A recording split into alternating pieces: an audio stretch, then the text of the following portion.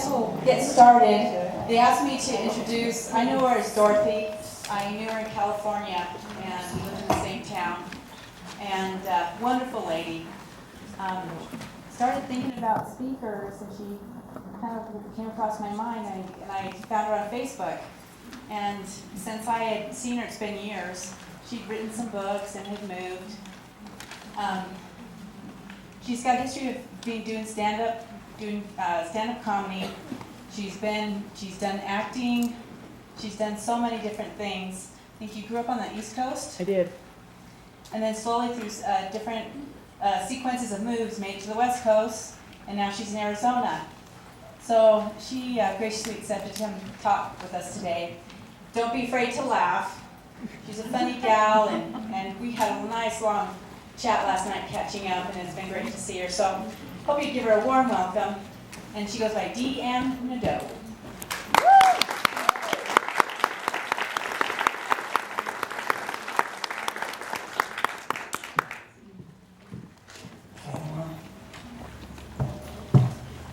Oh, thank you. Thank you so much. Settle down. Settle down. I don't need a standing ovation. No, seriously, you will not give me a standing ovation. I know, probably recognize me from my extensive film career. That's me. I was the one that was in Oh Brother, Where Art Thou? You've all seen that movie, great movie. Oh, that was me. I was in that movie. Actually, I was in that pivotal scene at the end where the character, Babyface Nelson, played by Michael Badalucco, was going to be hung, and I stood right behind him.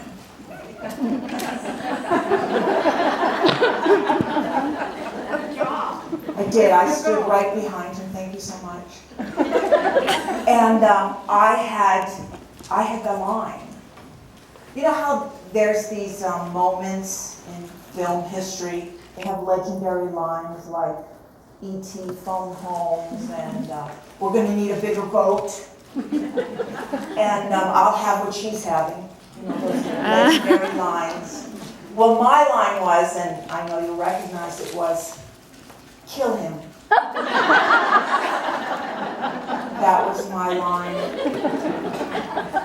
But I didn't want to just say the line. You know, I knew I needed to do some thinking about it and some really pondering, you know, as a good actress would. So I went to my trailer. Okay, it wasn't really a trailer so much as a porta potty. So I went to my porta potty, and this is what I came up with. And you'll recognize this because I went, kill him. That was me. I did that all myself. The Coen brothers are kind of jealous about it, you know, but we're still friends. We're really good friends.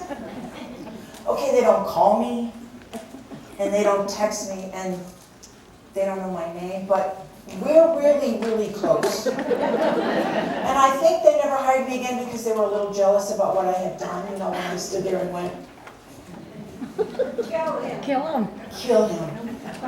Very good. I'm sure you didn't do it as good as I, but I'm sure you did it.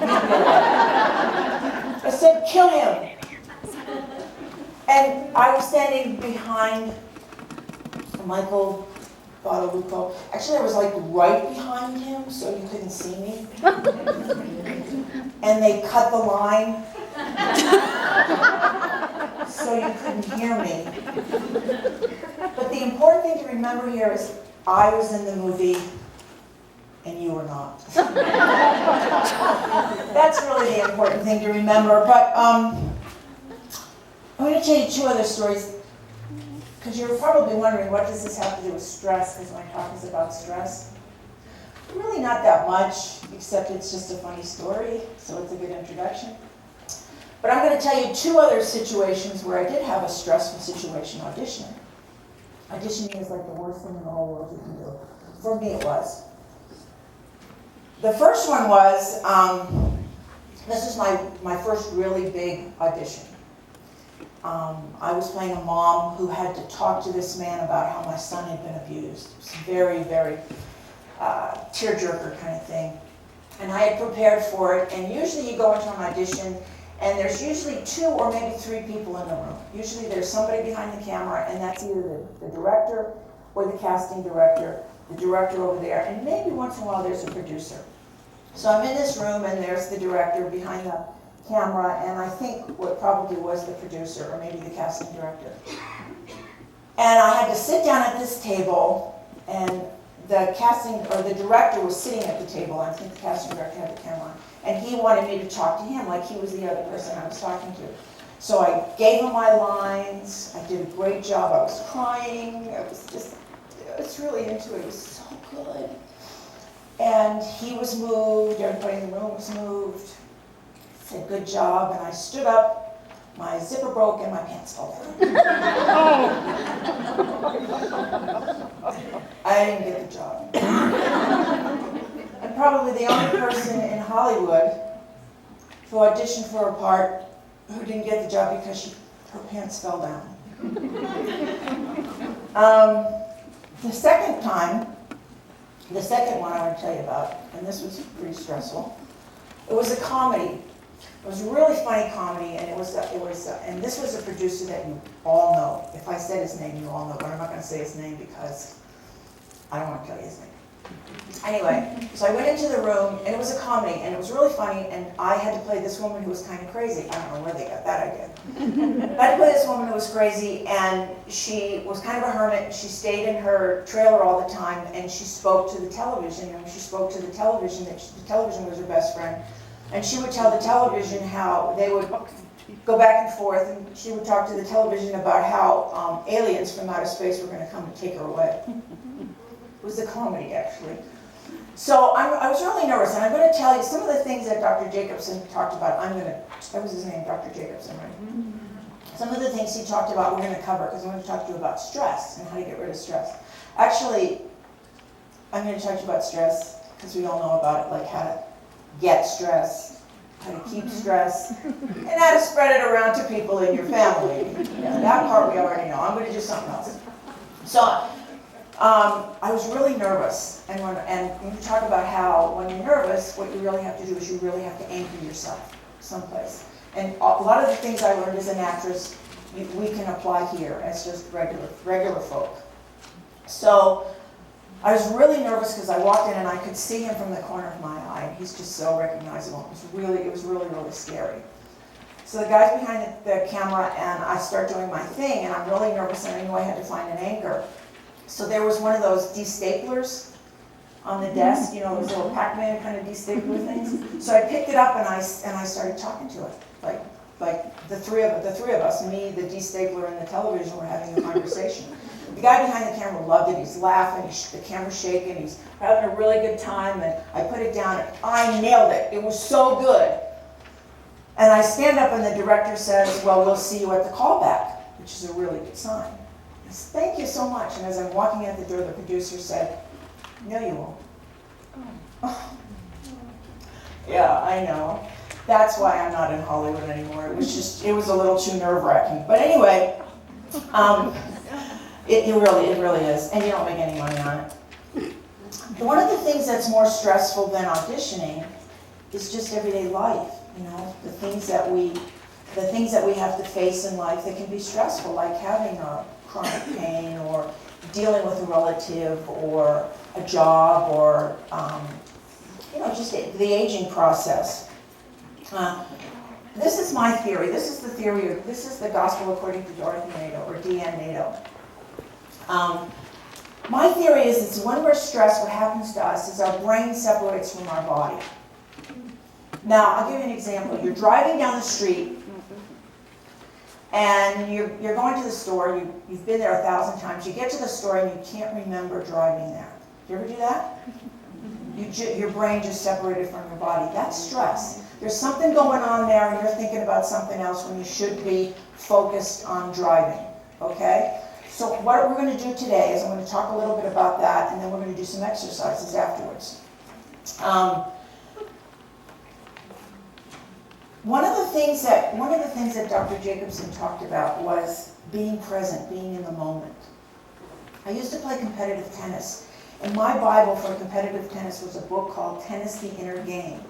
It was written by a man by the name of Peter Galway. You don't have to play tennis to read this book. It's a really good book. It's about learning how to be present, be in the moment. And as an actress, or as an athlete, you really have to do that. You have to be in the moment. You have to be present. Because if you're living in the past, you're living in guilt. If you're living in the future, you're living in fear. And neither one of those things are healthy. Neither one of those things we really need in our lives. So we want to learn how to live today in the moment, to really enjoy the present. And one of the things he would do is when the ball was coming at you, you had to say to yourself, bounce, when you thought it was going to bounce. Anybody ever play tennis? Anybody here ever play tennis? Yeah. When the ball was coming at you, you had to say bounce. And when you knew it was time for you to hit it, you would say hit. So your exercise was bounce, hit, bounce, hit. I didn't have to pay attention to it. It was coming over here, I needed to do this. It was coming over here, I needed a backhand. It was coming up there, I needed an overhead. It was just bounce, hit. And if I was nervous about what had just happened, like I just lost that point, I need this point, I'm living in the past, I'm living in the future, I would focus and I would just do bounce, hit. And that's one of the things you can do. Like, you probably things in your life are going to go bounce, hit, but we're going to learn how to do some exercises that will help us live in the present. Have you ever been engrossed in something, maybe knitting or reading a book or painting or something that you do, and you look at the clock and you go, oh my gosh, it's 3 hours. I thought it was half an hour. Okay? That's Zen. That's the Zen moment. That's what this guy James Galway was talking about. That's living in the moment. That's what Dr. Jacobson was talking about. It's living in the moment. It's being so engrossed with the joy that you're doing and the things that you're doing that you lose track of time. Okay? And wouldn't it be nice if we could extend those moments throughout the day?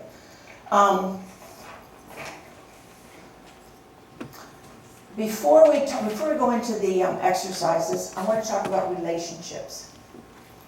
For me, relationships are the things that have caused the most stress in my life. Whether it's an argument with my husband, a wayward child, a relationship with somebody at work, that producer that said, no you won't, that guy right there, the Coen brothers who never call me back, I don't understand. The relationships, even if you have, I was thinking about this, and I was thinking about, we're talking about people that have chronic pain or they have disease, and I've been through those things. I had 4 knee replacements, so opioids were my friend for a while, believe me. The reason I had 4 knee replacements is because we bought the package deal at Costco, so I wanted to use them all up before they went bad. Typically it's, for me, and maybe you as well, we allow relationships to cause us stress. And the reason I say allow is because on most occasions we're choosing to be stressed. And why would anybody choose to be stressed? It's called secondary gain. Secondary gain, I used to have I studied clinical hypnotherapy. And I had a practice for a long time. And one of the things I learned was secondary gain is when we hang on to something for a purpose. Even if the thing we're hanging on to is bad for us, we hang on to it and we wear it like a badge. We wear it like a badge. I'll give you an example. Secondary gain, again, is the reason that we hang on to the situation. I'll give you an example. I have a relationship with someone in my life, and it is like this. I love this person, but we can't be in the same room for more than 20 minutes before we're going at it like this. And I'm looking at your faces, and I know that no one in this room has a relationship like that, right? No. But I know in my heart of hearts that if this person just did what I told this person to do, this person would be fine. should just do what I'm telling you to do and you stop doing stupid stuff. No, no.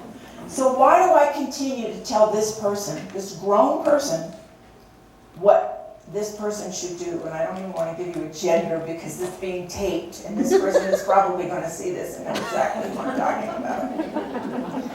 about.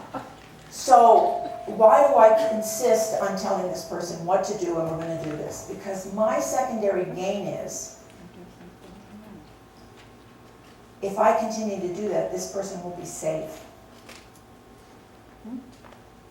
Because your subconscious has three objectives: to keep you safe, to make you feel loved, and to give you learnings. And we're only stressed when we don't get the learnings. You understand? When we know the learnings and we know what the journey's about and we understand our purpose, we can let some of that stress go. Okay, so my learnings are, and it's taking me a while to get these learnings because, like I said, this person is grown now. My learnings are,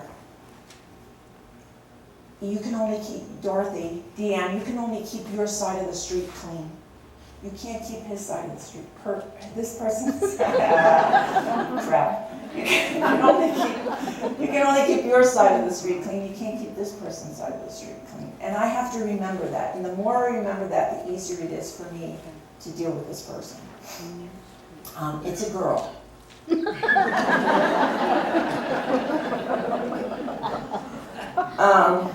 So that's secondary gain.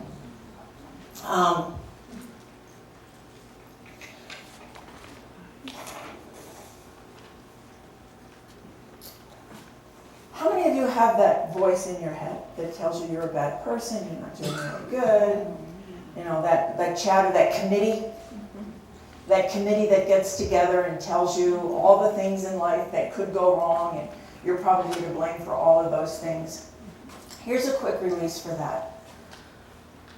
First of all, does anybody think that voice sounds very much like your mother? Yeah, I know.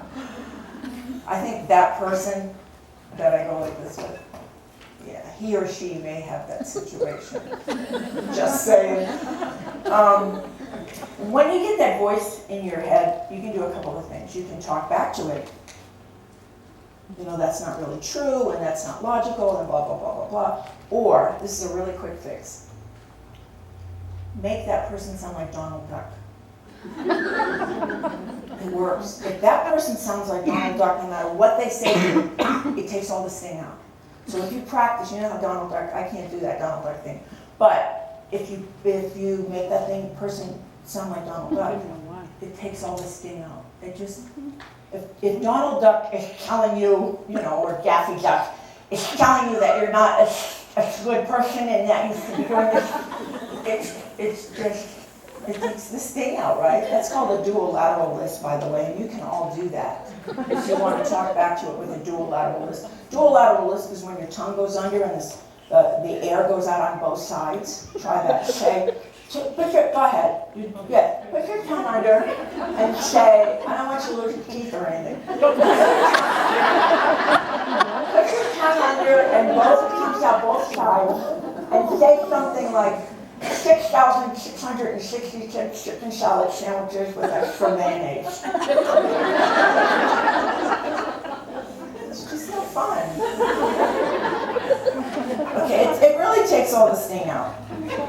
Another thing about relationships is people think differently. Are you working with somebody that you just, no matter what you do, they don't keep their desk straight, and my desk is like this, and I filed those things, and now they're over here, and I made that cake, and I told them it was for this, and it's gone now, and they just don't think like you, okay?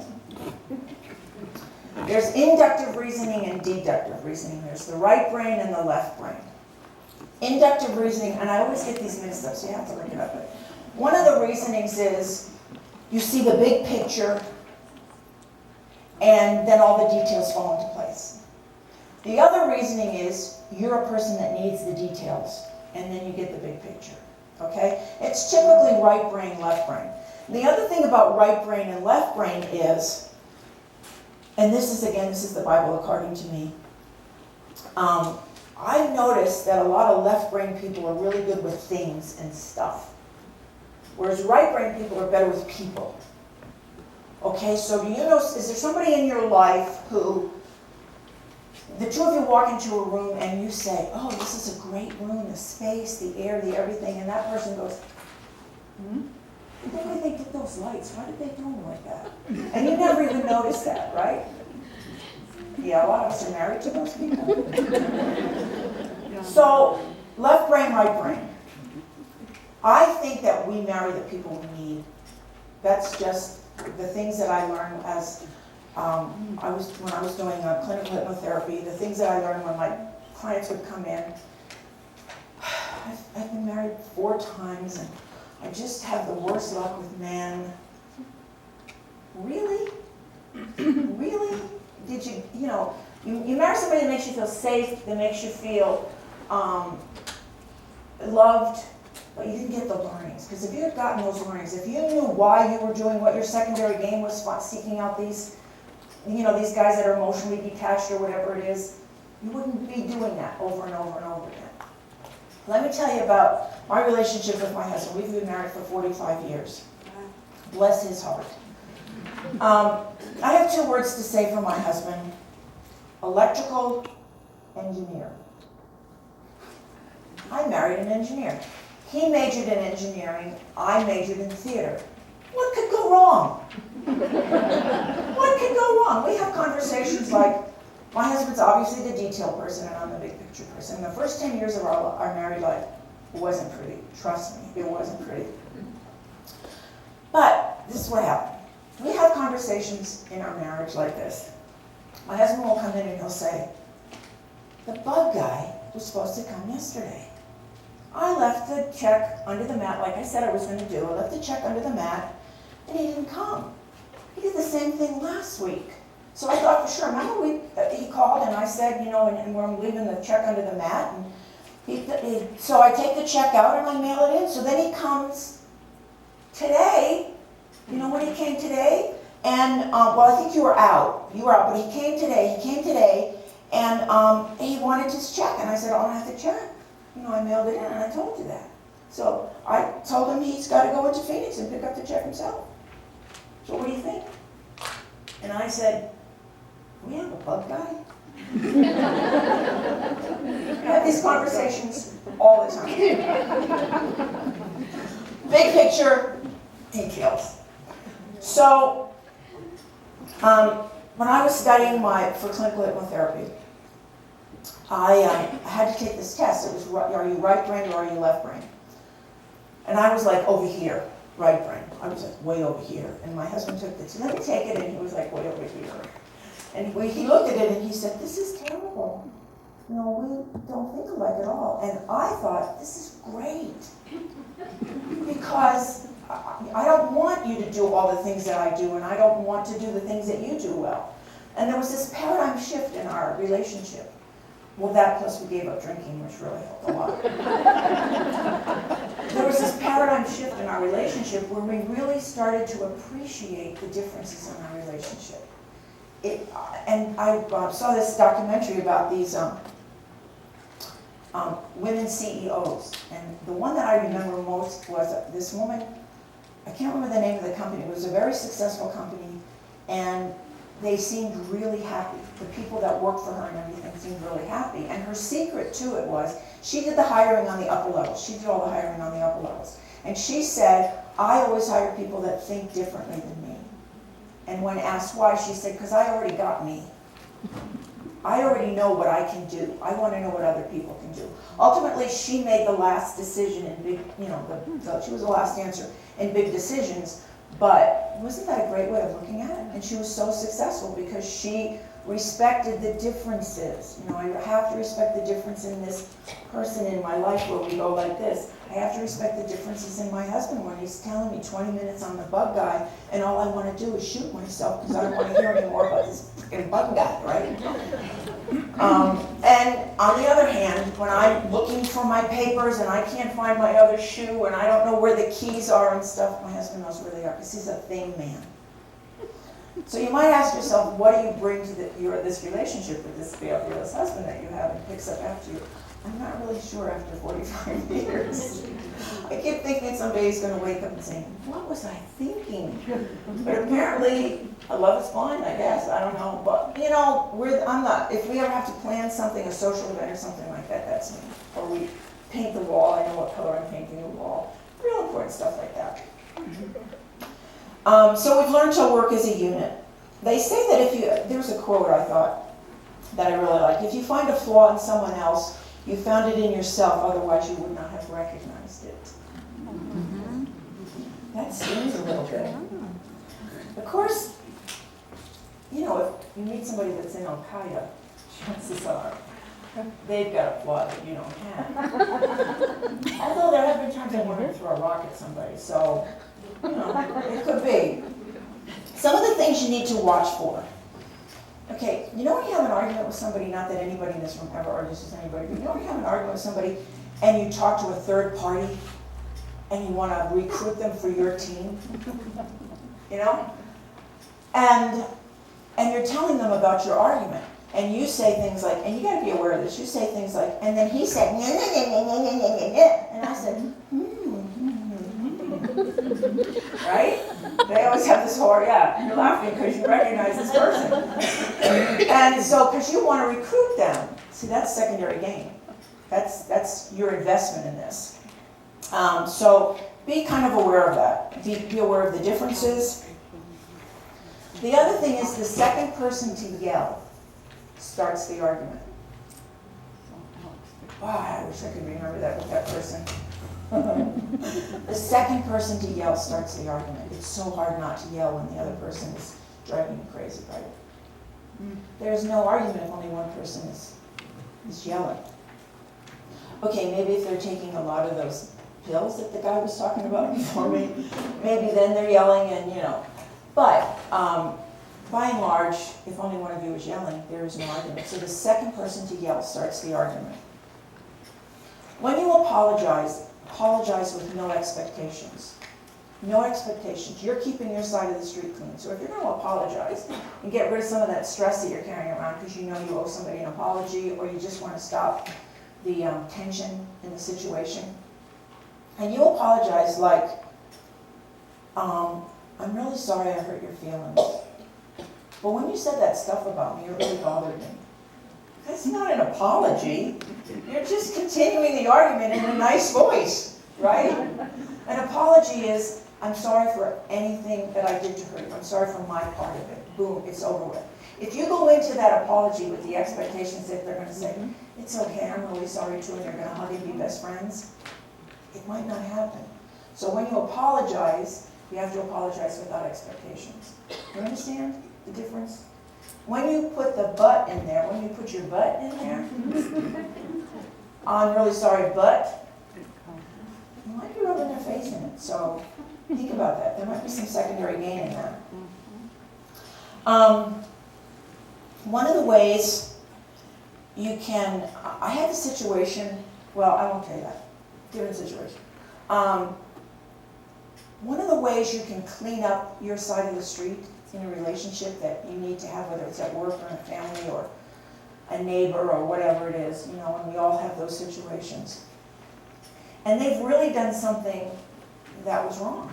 You know, they've really done something that hurt you. I played tennis with somebody that used to say the worst things about me in front of me and lots of people. She would say things like, well, if my partner wasn't so stupid, you know, and that's why we lost. You know, had nothing to do with the fact that you missed all the balls.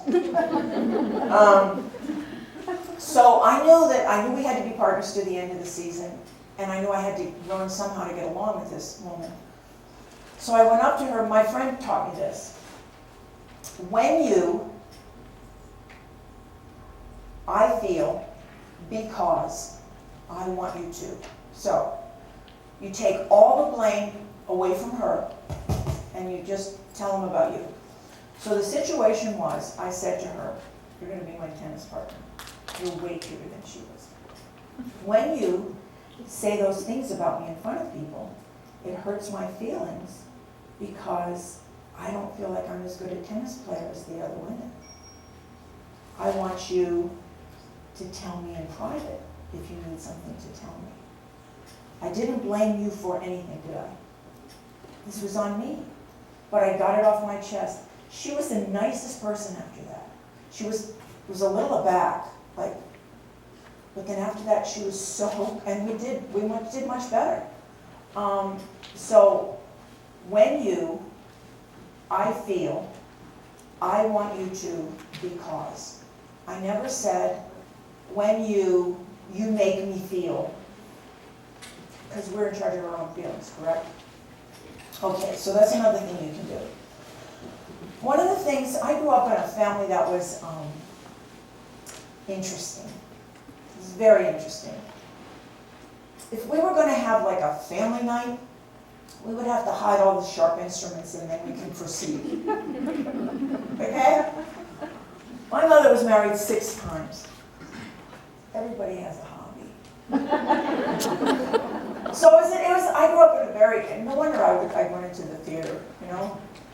So it was a very interesting life. But I realized at a very young age, because I got into theater very young, I realized at a very young age, if I looked at my family like they were in a play, and I know this is detaching, disassociating, but it was much more fun, because if you go to a play, and you spend good money to go to this play, and everybody's getting along, they're sitting down and having a great dinner, and nothing ever happens, and then they sit down and they watch TV, and there's no conflict, and nothing's going on, and there's not the character that, there's not the alcoholic character, there's not the funny character, there's not the character that doesn't want anybody to see them, there's not all those characters in the play. It's not a good play. So I decided if I took each one of these people in this situation that I was living in, and saw them as a character in a play, my life is so much easier. So if you're in a workplace and you got all these characters that you're working with, just appreciate the fact that they're different.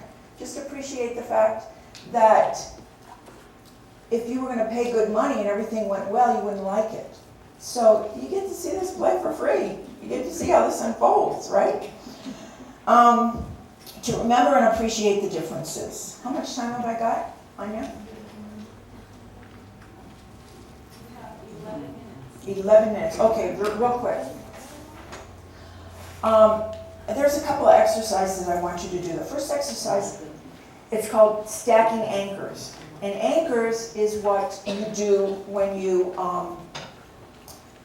well, like I would do with tennis. It would be bounce hit.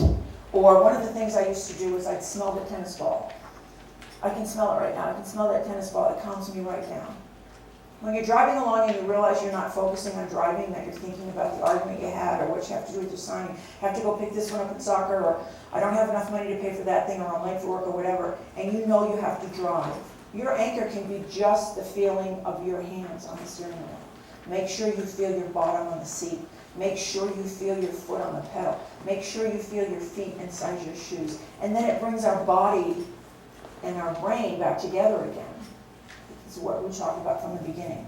So that's called anchoring. And stacking anchors is, think of something in your life that brought you huge amounts of joy, that when you think about it, you have to smile.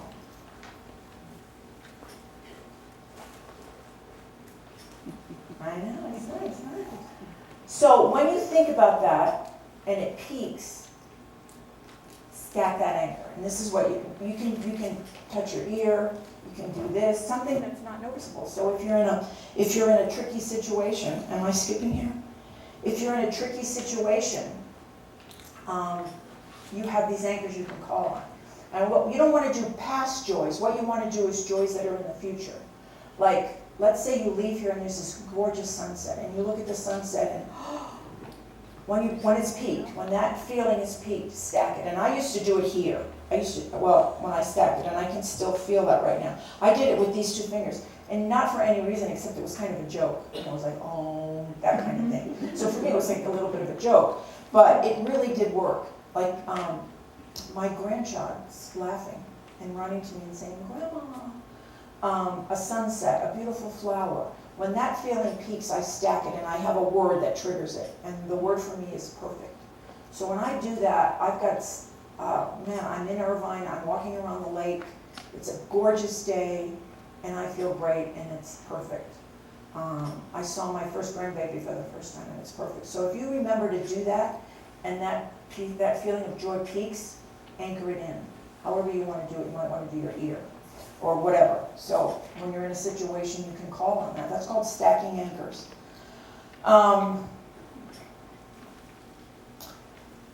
Another thing that I did was, I had a situation where I worked for a principal, and he was so nasty. He was just so nasty.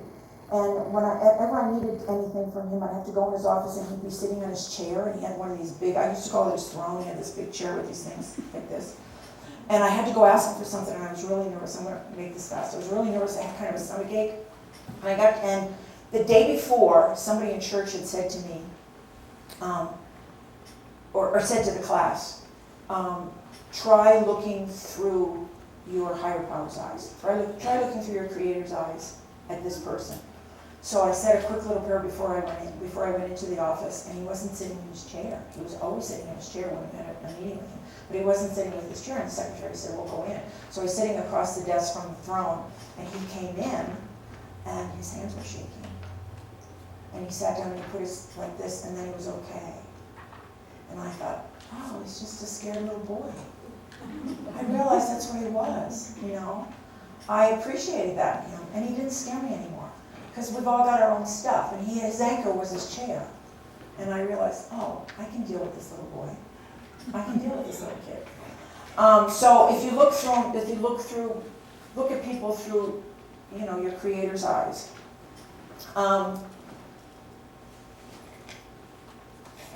Okay, so you got the stacking anchors.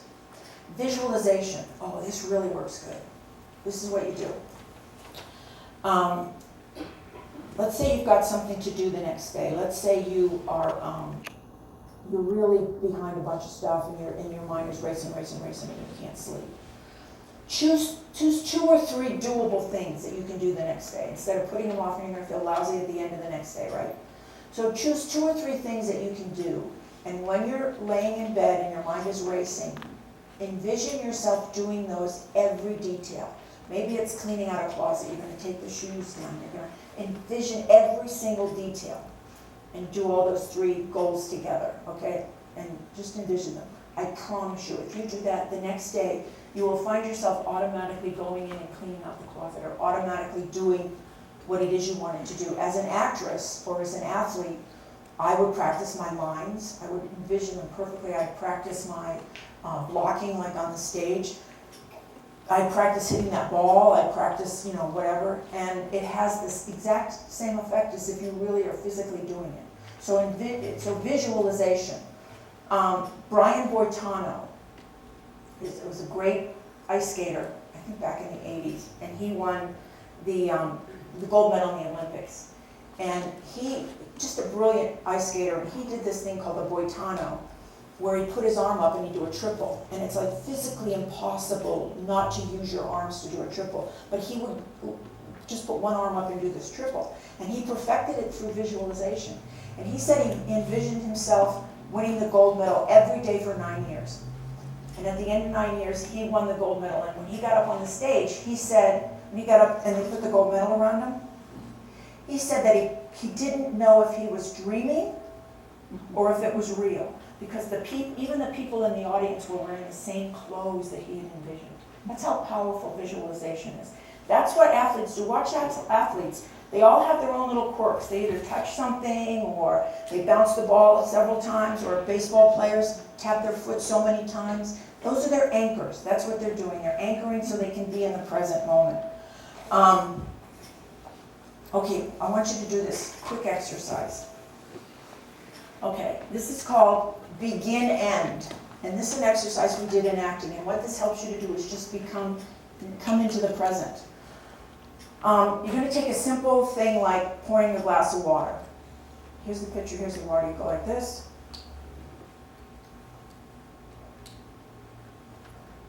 Okay? Everybody do that.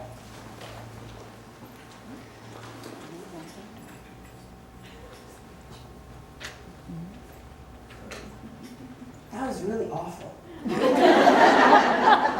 glasses this big. What are you drinking? Okay, now I'm going to show you what to do. Within that goal are beats, and a beat is what you call a begin end. So you go like this, okay? Or you go like this. Begin, and begin, and begin, and begin, and begin, and begin, and begin, and begin, and begin, and begin, and begin, and begin, and good for you. Begin, and begin, and begin, and begin, and begin. That's how much in life we miss. That's how much in life we're missing, because we're up here. That's what it is to be present. That's what Dr. Jacobson was talking about. Okay, so now I want you to do it with the beats, okay? Go ahead, start. You already did it? You are going to be tested at the end of this, so I want you to pay attention.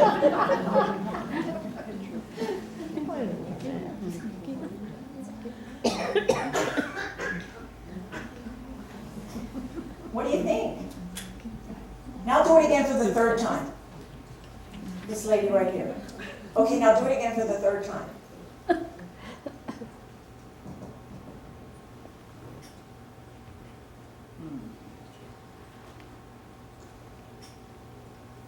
How did that water taste? Yeah, I know. That's how much we miss in life. That's how much we miss in life. I did this exercise one time in a theater class, and one of the actors, he decided he was going to polish his shoe. Huge amounts of beads in that. So he polished his shoe, and after it was all over, he went like this. Oh. You know why he went like that? He had shoe polish on his foot. He went like that. That's living in the present. That's living in the present. I think my time is up. Is that correct? Okay. 2 minutes. What? I didn't get that? I didn't get the little music thing? What? Okay. I think that life is funny. I think that people are characters. I think that we're living in a play. And maybe it's just my way of dealing with life, but I think life is great. I think life is really good. I've been through so much stuff in my life, and I look back on it, and wisdom is always looking back on things, isn't it? Because I personally, my personal philosophy is I believe in eternity. It's the next 24 hours that kind of scares the hell out of me. You know what I mean? But I still think that life is great. I still think that life is good. And one of the things I love about life is humor. And if you friend me on Facebook, Dorothy Nadeau, every day I post some sort of funny stuff. Or if you go onto my other Facebook page, D. Ann Nadeau, that's where you can see my books and stuff. I'm going to leave you with a joke. It's one of my favorite jokes. It's an old joke. You've probably heard it, but I love this joke. It's a little naughty, but I've been here for a while. I think I'm okay with this. Couple been married 50 years, and they're having breakfast. And the wife looks at the husband and she says, "You know what we should do? We should have breakfast naked, like we did that first breakfast we had 50 years ago." So they take off their clothes and they're sitting across from the table from each other, eating their breakfast. And she said, "You know, after 50 years, you still get my breasts hot." And he said, "That's because one's in the coffee and one's in the oven." Thank you so much.